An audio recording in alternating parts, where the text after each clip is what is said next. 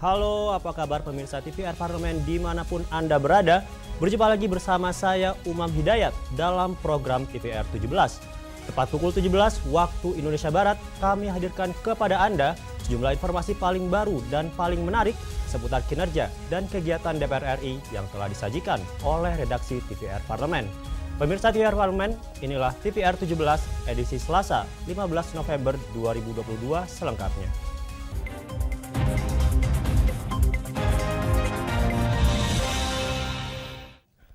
Berita sore hari ini kita awali dari Komisi 2 DPR RI yang membahas rancangan peraturan Badan Pengawas Pemilu khususnya terkait penegakan hukum terpadu pemilu dan seleksi petugas pemantau pemilu.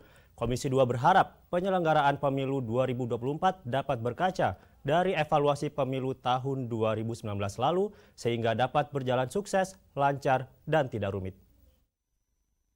Untuk memastikan penyelenggaraan dan pengawasan pemilihan umum serentak pada tahun 2024, Komisi 2 DPR RI membahas rancangan peraturan Badan Pengawas Pemilu, khususnya terkait penegakan hukum terpadu pemilu dan seleksi petugas pemantau pemilu.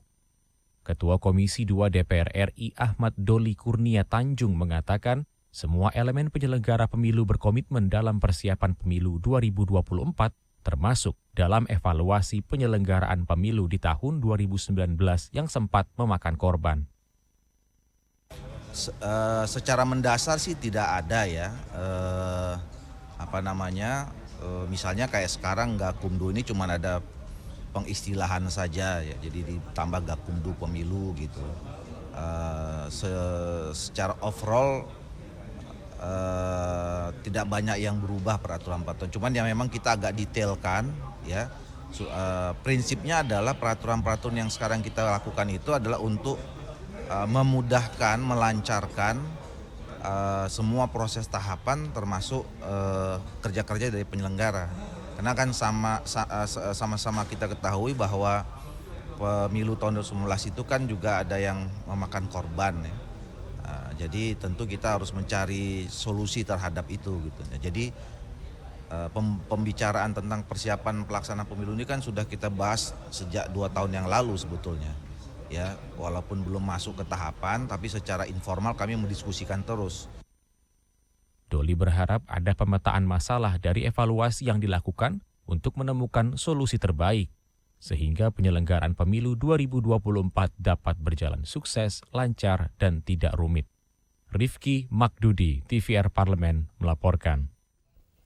Pagi tadi, Badan Keahlian DPR RI menerima kunjungan dari Parliamentary Center of Asia dalam rangka studi banding terkait penyusunan anggaran di DPR RI. Lebih lanjut, Parliamentary Center Asia juga ingin mengetahui sistem dan proses kerja Badan Keahlian Dewan dalam menunjang kinerja pimpinan dan anggota DPR RI. Badan Keahlian atau BK-DPR RI menerima kunjungan Organisasi Internasional Parliamentary Center of Asia tadi pagi. Dalam kunjungan ini, PC Asia disebut berkunjung untuk mengetahui sistem dan proses penyusunan anggaran di DPR RI, mulai dari pembicaraan pendahuluan APBN hingga fungsi BK dalam menunjang kinerja DPR RI dalam fungsi budgeting. Organisasi internasional yang bekerja untuk ASEAN Parliamentary Center of Asia atau PC Asia melakukan kunjungan studi banding terkait penyusunan anggaran di DPR RI dan diterima oleh Badan Keahlian DPR RI. Kepala Pusat Kajian Anggaran atau PKA Setjen DPR RI Helmizar menyebut, kedatangan PC Asia yang bermarkas di Kamboja ini adalah untuk mengetahui sistem dan proses kerja Badan Keahlian Dewan. PIC Kamboja itu ingin mengetahui bagaimana proses supporting system terkait dengan fungsi anggaran.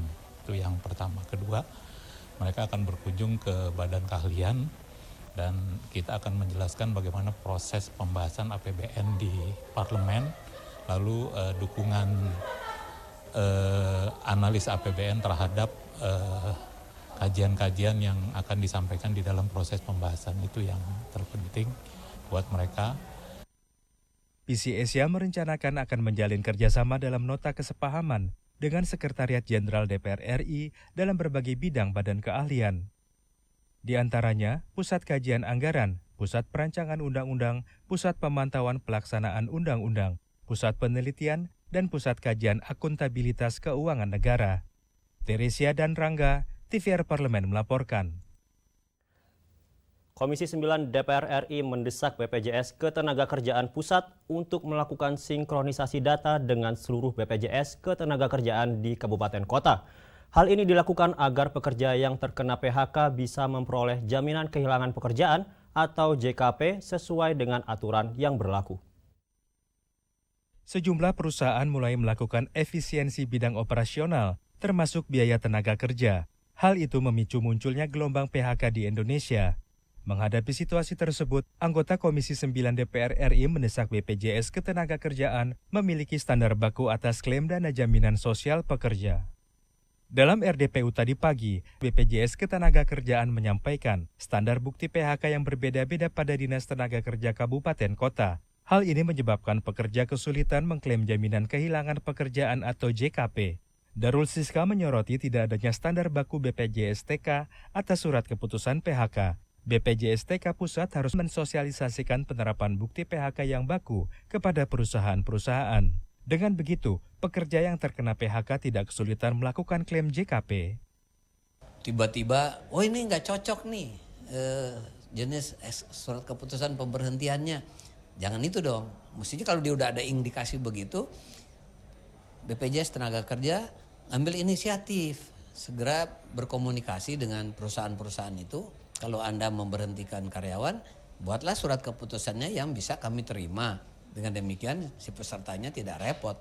Anggota Komisi 9 DPR RI Elva Hartati mendesak BPJS Ketenagakerjaan Pusat melakukan sinkronisasi data dengan seluruh BPJS TK di kabupaten kota, sehingga pekerja yang di PHK bisa memperoleh JKP sesuai aturan yang berlaku. Ya disinkronkan dengan BPJS di daerah, kan ada perwakilannya.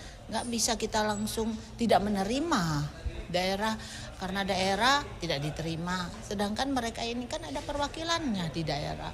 Ya tanyakan apa syarat-syarat untuk mencairkan uangnya itu. Vinita dan Kristio, TVR Parlemen melaporkan. Badai pemutusan hubungan kerja atau PHK di Indonesia akan melanda sektor-sektor di luar bidang teknologi. Sepanjang tahun ini, PHK yang terjadi di tanah air didominasi oleh perusahaan startup dan tidak menutup kemungkinan akan merambat ke sektor lainnya. Informasi selengkapnya akan kami hadirkan usai jeda berikut. Untuk itu tetaplah di TVR 17.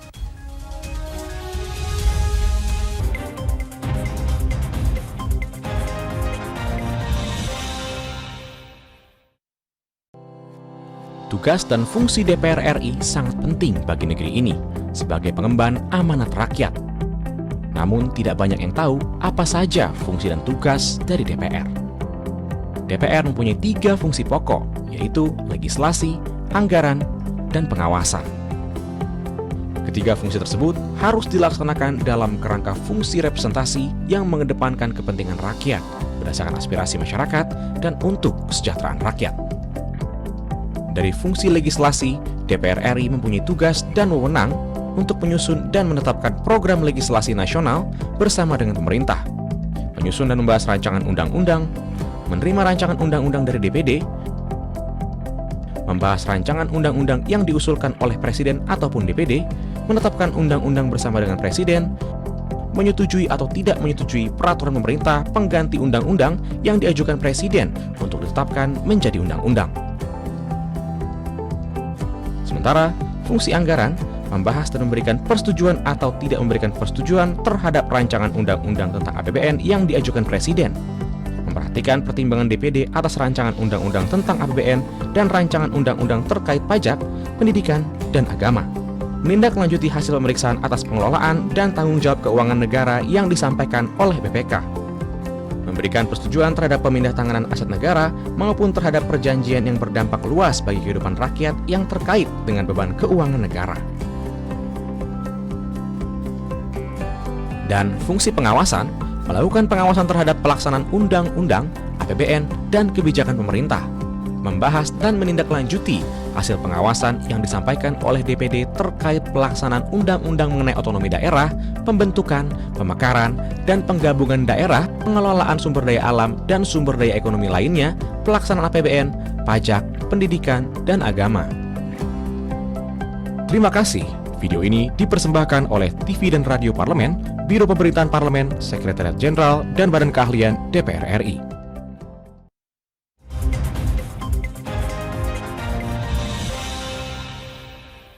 Pemirsa, Anda kembali menyaksikan TVR 17. Industri tekstil menjadi sorotan belakangan waktu ini seiring ramainya perusahaan yang melakukan pemutusan hubungan kerja atau PHK terhadap para karyawannya. Salah satu penyebab yang memicu terjadinya badai PHK ini adalah kondisi ekonomi global yang terus memburuk. DPR pun angkat suara atas nasib para karyawan yang terkena PHK massal. DPR meminta agar pemerintah segera turun tangan terkait kabar PHK besar-besaran perusahaan tekstil, diantaranya dengan membuat kebijakan yang dapat meningkatkan permintaan pasar domestik. Selengkapnya mari kita simak laporan mendalam yang telah dihimpun oleh tim redaksi TVR Parlemen dalam segmen editorial Parlemen berikut ini.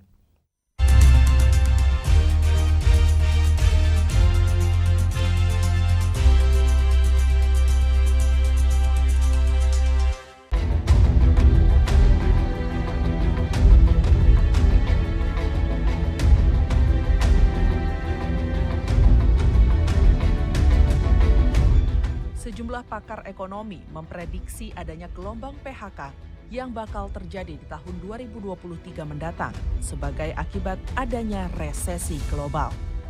Pemutusan hubungan kerja tengah mengancam industri dalam negeri, salah satunya industri tekstil dan produk tekstil. Hal ini disebabkan penurunan angka permintaan produksi dan angka penyerapan produk yang menurun. DPR RI menilai pemerintah perlu melakukan langkah antisipasi, yakni dengan cara penerapan larangan terbatas untuk produk impor.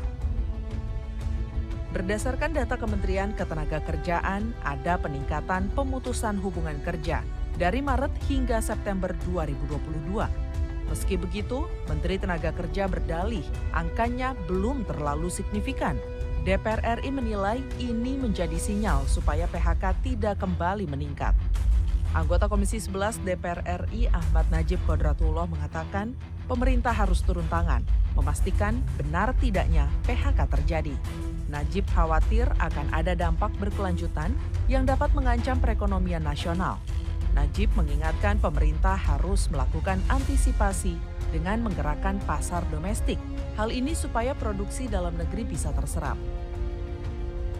Saya berharap pemerintah segera mencari solusi bila mana memang ini disebabkan karena ekspor kita menurun akibat dari krisis global. Tentu juga harus dicarikan bagaimana supaya bisa diserap oleh pasar domestik kita. Dan tentu juga di sisi yang lain perlu ada insentif-insentif pemerintah, apakah itu pajak maupun yang lainnya, sehingga industri ini bisa bertahan. Dan bertahannya industri juga tentu akan berkolerasi kepada tidak terjadinya pemutusan hubungan atau PHK berkelanjutan. Untuk menjaga industri yang mengalami perlambatan hingga tumbuh negatif, DPR RI mendorong pemerintah untuk merekonstruksi kredit. Untuk itu, pemerintah perlu berkolaborasi dan berkoordinasi dengan otoritas jasa keuangan. Sementara itu, Komisi 9 DPR RI berharap sektor industri tidak melakukan pemutusan hubungan kerja atau PHK secara massal. Anggota Komisi 9 DPR RI Ade Reski Pratama berharap meminta Kementerian Tenaga Kerja untuk menjalin komunikasi dengan sektor industri bersama-sama mencari jalan keluar dari persoalan ekonomi sehingga PHK massal dapat dihindarkan. Kami memintakan kepada Menteri Tenaga Kerja agar bahwa nanti dapat melakukan pendampingan dan melakukan audiensi dengan para perusahaan-perusahaan IT dan juga perusahaan-perusahaan tekstil dan garment, karena ini padat karya. Jangan sampai nanti akan berakibat dampak terhadap PHK ini benar-benar terjadi. Setidaknya ada komunikasi-komunikasi yang dilakukan oleh pemerintah terhadap perusahaan. Sementara itu, anggota Komisi 9 DPR RI lainnya, Weni Haryanto, meminta pemerintah dapat mengatasi persoalan isu PHK massal ini. Pemerintah dan pelaku industri harus duduk bersama mencari solusi terkait masalah ini sehingga tidak ada masyarakat yang terkena PHK. Iya. Itu tadi saya sudah tanyakan juga kepada Kemenaker dan juga kepada Kadin. Dan menurut Kemenaker yang sudah melakukan komunikasi dengan Kadin, mereka sudah membuat suatu jalan keluar untuk masalah itu. Jadi diusahakan supaya PHK itu tidak terjadi, namun dibuat dengan formula yang lain seperti itu. Komisi 11 DPR RI secara tegas meminta pemerintah turun tangan mengantisipasi terjadinya PHK massal.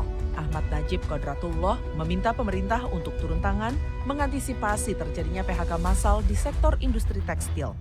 Ahmad Najib berharap produksi tekstil dapat diserap oleh pasar dalam negeri sehingga aktivitas perdagangan tetap terjadi. Pemerintah mesti melakukan intervensi agar tidak berdampak pada PHK massal industri kecil. Hal lain tentu juga misalnya diberikan semacam insentif atau bahkan disinsentif. Kalau insentif yang saya maksud adalah terhadap barang-barang impor yang penting dan menjadi bahan baku. Kalau disinsentif itu barang-barang impor yang berupa menjadi saingan dari produk-produk dalam negeri kita. Nah, insentif dan disinsentif ini diharapkan mampu mempertahankan kondisi ekonomi yang ada. Tim Liputan TVR Parlemen melaporkan.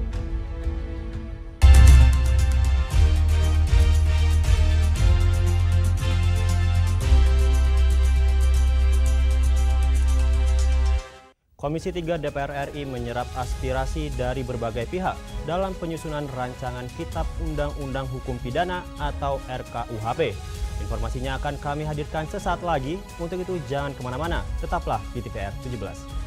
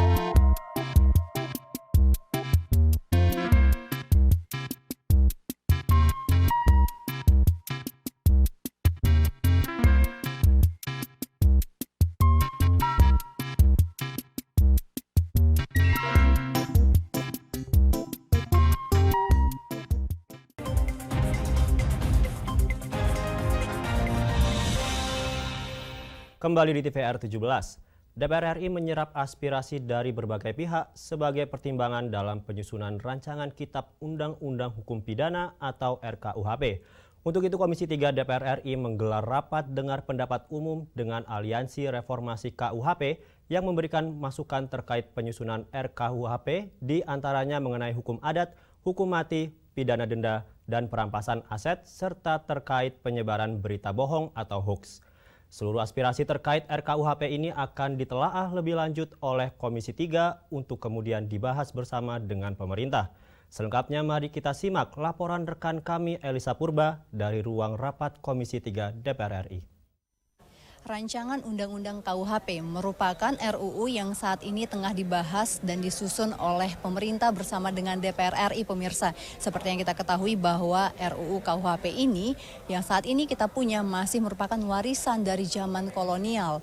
Oleh sebab itu, menanggapi dengan adanya penyusunan RUU KUHP ini, hari ini Komisi 3 DPR RI menggelar rapat dengar pendapat umum dengan narasumbernya yakni dari Aliansi Reformasi KUHP, di mana pemirsa RDPU kali ini dipimpin oleh Ketua Komisi 3 DPR RI Bapak Bambang Wuryanto, dan untuk narasumber kali ini berasal dari Aliansi Reformasi KUHP yang merupakan lembaga NGO yang terdiri dari kurang lebih 40 lembaga. Namun yang hadir pada RDPU kali ini merupakan terdiri dari 15 lembaga. Dan pemirsa, banyak sekali yang tadi dibahas tentunya pada RDPU kali ini, membahas terkait dengan bagaimana aspirasi dan juga masukan dari setiap narasumber dan juga mitra Komisi 3 terkait dengan penyusunan RUU KUHP ini.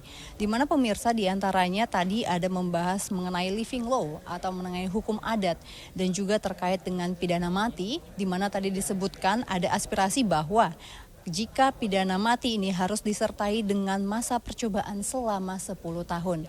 Selain itu pemirsa, ada juga tadi masukan terkait dengan pidana denda dan juga perampasan aset. Nah, terkait dengan perampasan aset terhadap pidana denda yang tidak sanggup dibayarkan hanya boleh dilakukan kepada korporasi. Selebihnya untuk individu hanya boleh dilakukan dalam kondisi yakni pembayaran uang pengganti dan juga pembayaran restitusi. Selain itu pemirsa, banyak sekali masukan juga dalam penyusunan RUU KUHP ini terkait dengan penyebaran berita bohong atau hoax, juga penyerangan harkat dan martabat Presiden dan Wapres maupun agenda lainnya dan dibahas dalam RDPU kali ini. Pemirsa, meski tadi banyak sekali, tadi juga Bambang Wuryanto selaku Ketua Pimpinan Komisi 3 dan juga pimpinan sidang kali ini juga menyatakan bahwa banyak masukan yang sudah dibahas dan juga dihimpun oleh Komisi 3 DPR RI dan nantinya juga akan dibawa ke dalam rapat dengan pemerintah. Tentu kita ketahui bahwa pembahasan terkait hukum dan juga pasal-pasalnya di dalam KUHP ini merupakan hal yang kompleks dan terbuka. Pasti akan terjadi perubahan mengikuti perkembangan zaman dan juga tentunya kita berharap bahwa KUHP yang akan dibentuk dan disahkan di Indonesia sesuai dengan perkembangan politik, hukum, dan kondisi Indonesia saat ini. Kita tahu bahwa lebih dari setengah abad dan juga 7 pemerintahan di Indonesia membahas terkait dengan KUHP ini. Dan pemirsa, tadi juga ada disampaikan oleh salah satu anggota DPR RI dari fraksi P3, ada Bapak Arsul Sani, yang menyampaikan apresiasinya terhadap masukan dari asosiasi dan juga perhimpunan dari KUHP ini, di mana disebutkan bahwa banyak sekali aspirasi dan dalam penyusunan RUU ini aspirasinya tidak tunggal sehingga membutuhkan DPR perlu menelaah lebih lanjut dan mungkin akan mengambil jalan tengah dalam menentukan setiap keputusan untuk RUU KUHP ini. Pemirsa, tentu kita berharap bahwa pembahasan ini bisa dibawa oleh DPR RI kepada pemerintah dan bisa menghasilkan KUHP dan juga Kitab Pidana Indonesia yang terbaik untuk Indonesia.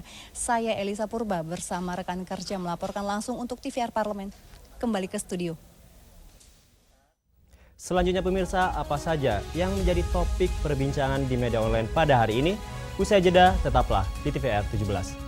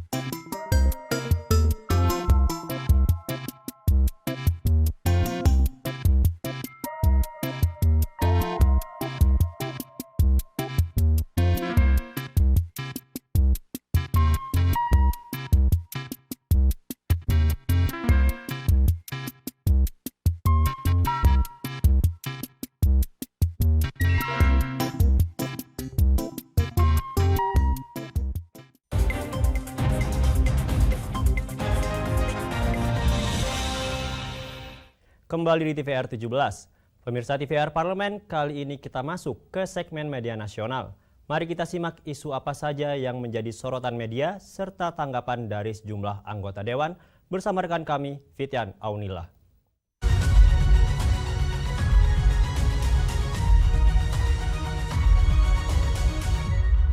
Baik, terima kasih Umam, pemirsa TVR Parlemen. Mari kita bahas apa saja yang menjadi headline pada media online hari ini. Nah, berita pertama yang menjadi headline di media adalah berita dari Komisi 3 DPR RI yang mengapresiasi pengamanan Polri dan TNI di KTT G20. Nah, di sini bisa kita lihat ada beberapa portal media pemirsa. Yang pertama adalah Kapolri Jenderal Listio Sigit Prabowo mengatakan jajaran Polri telah menyiapkan dengan matang seluruh strategi pengamanan untuk mengantisipasi dinamika lapangan saat KTT G20 berlangsung di Bali, termasuk mempersiapkan rencana kontingensi dalam mengawal forum internasional tersebut. Dukungan pun datang dari Komisi 3 DPR RI yang mengapresiasi Polri dan TNI dalam melakukan pengamanan dan menjaga ketertiban masyarakat jelang pelaksanaan acara konferensi tingkat tinggi atau KTT G20 yang diselenggarakan mulai hari ini pada 15 hingga 16 November 2022. Nah, di sini ada anggota Komisi 3 DPR RI yaitu Andirio Idris yang mengatakan KTT G20 merupakan bukti bahwa dunia sangat mempercayai Indonesia dalam pelaksanaan ajang internasional tersebut. Andirio berharap KTT G20 dapat menghasilkan sebuah resolusi dalam menciptakan perdamaian dunia, perbaikan pertumbuhan ekonomi secara global maupun nasional pasca pandemi COVID-19. Andirio menilai KTT G20 harus dapat dimanfaatkan bagi pemerintah Indonesia dalam menciptakan perdamaian antara Rusia dan Ukraina. Menurutnya, jika hal itu dapat direalisasikan, maka Indonesia akan mengukir sejarah dan kembali membangkitkan pertumbuhan perekonomian dunia. Andirio menginginkan agar KTT G20 dapat dijadikan sebuah momentum dalam memberikan kepercayaan bagi investor untuk menanamkan modalnya di Indonesia. Nah, di sini juga ada anggota dari Komisi 3 DPR RI lainnya yaitu Rudi Masud yang mendukung Polri untuk memastikan pengamanan dan penjagaan menyeluruh dan komprehensif dalam KTT G20 berlangsung. Nah, ia mengatakan pengamanan itu dapat melibatkan beberapa satuan kerja Polri di Bali sehingga pelaksanaan KTT G20 dapat berjalan dengan aman dan kondusif. Untuk itu, Polri harus mendukung keamanan dan kenyamanan pelaksanaan KTT G20 sebab keamanan, kenyamanan, dan kemudahan investasi di Indonesia merupakan isu yang strategis untuk dikemukakan pada kegiatan KTT G20. Nah, berita selanjutnya yang menjadi headline media adalah berita mengenai konflik pertanahan. Menjadi masalah akut, Komisi 2 akan segera bentuk panja konflik pertanahan. Nah, di sini bisa Anda lihat pemirsa. Komisi 2 DPR RI akan segera membentuk panitia kerja atau panja terkait persoalan konflik pertanahan. Pembentukan panja ini dinilai penting menyusul banyaknya pengaduan dan masukan dari masyarakat terkait berbagai permasalahan menyangkut pertanahan. Pernyataan tersebut disampaikan oleh Wakil Ketua Komisi 2 DPR RI, Samsu Rizal, usai menggelar rapat dengar pendapat umum dengan masyarakat yang menjadi korban mafia tanah. Dalam kesempatan tersebut, Samsu Rizal juga menyatakan bahwa Komisi 2 akan memanggil mitra-mitra kerja terkait, khususnya menyangkut persoalan pertanahan yang dinilai sudah akut. Komisi 2 DPR RI merasa prihatin atas kondisi pertanahan yang terjadi di tanah air dan menilai permasalahan tanah ini sebagai kasus yang menyengsarakan masyarakat luas. Dalam pertemuan ini juga dilaporkan ternyata begitu banyak kasus pertanahan yang dialami oleh masyarakat yang diduga banyak melibatkan lembaga dan instansi pemerintah serta pihak swasta besar. Untuk itu Komisi 2 berkomitmen akan mendorong penguatan panja kasus pertanahan untuk mencari solusi terbaik dalam kasus ini. Nah, itu dia tadi pemirsa headline di media online pada hari ini, yaitu berita mengenai Komisi 3 DPR yang mengapresiasi pengamanan Polri dan TNI di KTT G20, juga berita dari Komisi 2 DPR RI yang berkomitmen akan segera membentuk panja konflik pertanahan. Demikian dari saya, kembali ke rekan Umam.